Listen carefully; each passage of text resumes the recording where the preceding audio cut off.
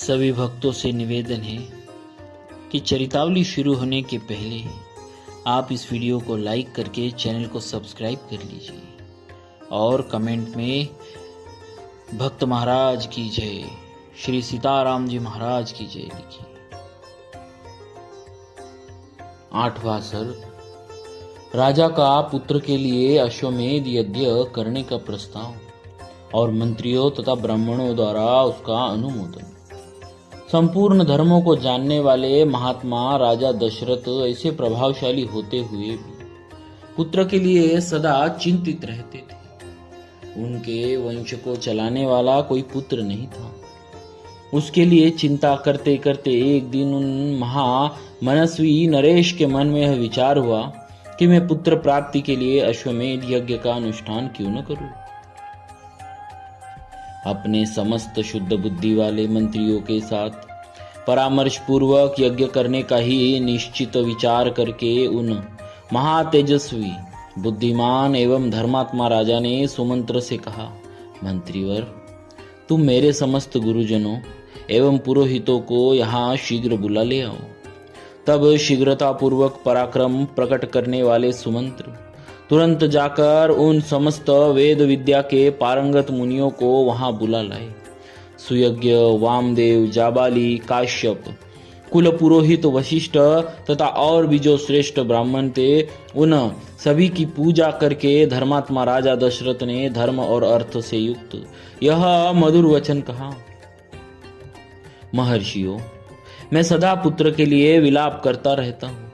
उसके बिना इस राज्य आदि से मुझे सुख नहीं मिलता। अतः मैंने यह निश्चय किया है कि मैं पुत्र प्राप्ति के लिए अश्वमेध द्वारा भगवान का यजन करूं। मेरी इच्छा है कि शास्त्रोक्त विधि से यह यज्ञ का अनुष्ठान करूं। अतः किस प्रकार मुझे मेरी मनोवांछित वस्तु प्राप्त होगी, इसका विचार आप लोग यहाँ करें। राजा के ऐसा कहने पर वशिष्ठ आदि सब ब्राह्मणों ने बहुत अच्छा कहकर उनके मुख से कहे गए पूर्वोक्त वचन की प्रशंसा की। फिर वे सभी अत्यंत प्रसन्न होकर राजा दशरथ से बोले, महाराज, यज्ञ सामग्री का संग्रह किया जाए। भूमंडल में भ्रमण के लिए यज्ञ संबंधी अश्व छोड़ा जाए तथा सरयू के उत्तर तट पर यज्ञ भूमि का निर्माण किया जाए। तुम यज्ञ द्वारा सर्वथा अपनी इच्छा के अनुरूप पुत्र प्राप्त कर लोगे, क्योंकि पुत्र के लिए तुम्हारे हृदय में ऐसी धार्मिक बुद्धि का उदय हुआ है। ब्राह्मणों का यह कथन सुनकर राजा बहुत संतुष्ट हुए। हर्ष से उनके नेत्र चंचल हो उठे।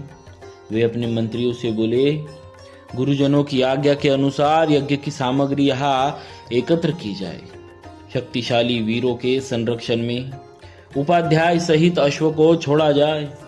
सरयू के उत्तर तट पर यज्ञ भूमि का निर्माण हो। शास्त्रोक्त विधि के अनुसार क्रमशः शांति कर्म का विस्तार किया जाए, जिससे विघ्नों का निवारण हो।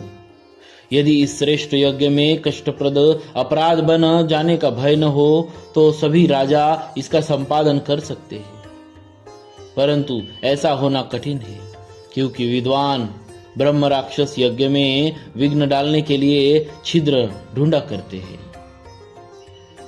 विधिहीन यज्ञ का अनुष्ठान करने वाला यमराज तत्काल नष्ट हो जाता है। विधिहीन यज्ञ का अनुष्ठान करने वाला यजमान तत्काल नष्ट हो जाता है। अतः मेरा यह यज्ञ जिस तरह विधि पूर्वक संपन्न हो सके वैसा उपाय किया जाए। तुम सब लोग ऐसे साधन प्रस्तुत करने में समर्थ हो। राजा के द्वारा सम्मानित हुए समस्त मंत्री पूर्ववत उनके वचनों को सुनकर बोले, बहुत अच्छा, ऐसा ही होगा।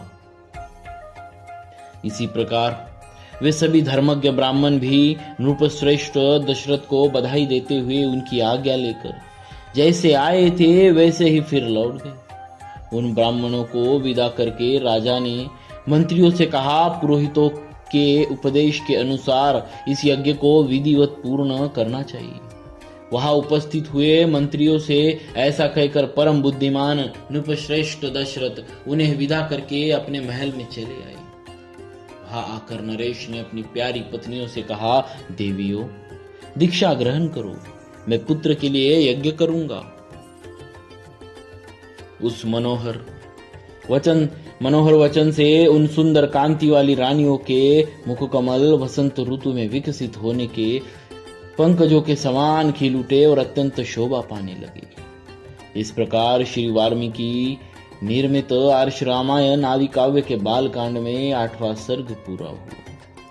बोलिए श्री सीताराम जी महाराज की जय।